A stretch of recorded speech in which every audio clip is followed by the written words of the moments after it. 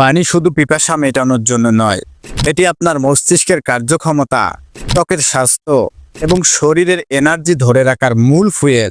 সহজভাবে বললে, একটা গাড়ি যেমন তেল ছাড়া চলতে পারে না, ঠিক তেমনই পর্যাপ্ত পানি ছাড়া আমাদের শরীরও অচল হয়ে পড়ে।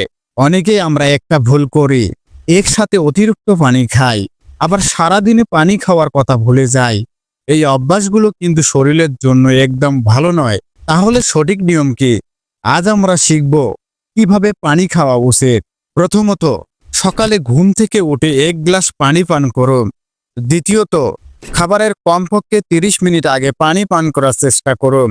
তৃতীয়ত, সারাদিনে একবারের বেশি পানি না খেয়ে অল্প অল্প করে বারবার খাওয়ার চেষ্টা করুন।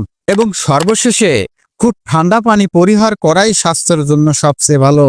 এভাবে নিয়মিত ও সঠিকভাবে পানি খেলে আপনার মস্তিষ্ক থাকবে ফোকাস, ত্বক হবে সতেজ এবং শরীর নিজে থেকে অনেক বেশি ফ্রেশ অনুভব করবে। এই ভিডিওটি আপনার সেই বন্ধুকে পাঠান যে সারাদিনও 2 গ্লাস পানি পান করে না। আর এমন শর্ট হেলথ টিপ ভিডিও পেতে চাইলে এখনই ফলো দিয়ে রাখুন।